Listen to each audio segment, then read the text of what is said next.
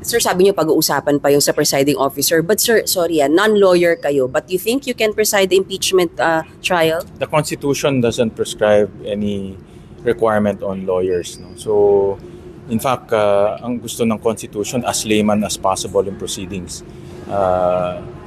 This is a political process. No? At kaya mga senador ang hukom o ang judges dahil this is a political process and ibinigay sa amin ng taong bayan yung desisyon para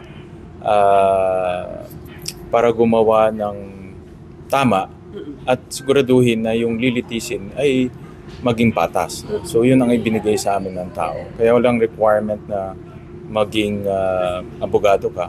Ang requirement lang ay malabas yung ebidensya, maintindihan ng taong bayan yung proseso. You think kaya niyo, sir, maging presiding officer? Kakayanin natin. No? I'll do my best. Of course, marami pag-aaralan. That's why I've been quite busy lately. So, pipilitin natin. Last on my part, sir, hindi laging may impeachment trial sa bawat Senate President and this time it's for the Vice President of the country. How big of a challenge is that for you, sir? Well, ang impeachment kasi, even until now, I say it's a very divisive process. No?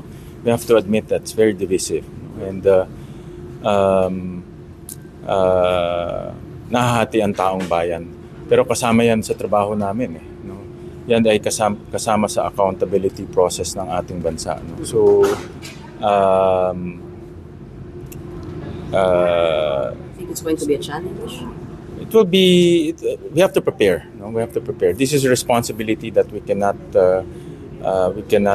get away with. No? Kasi kasama yan sa mandato namin.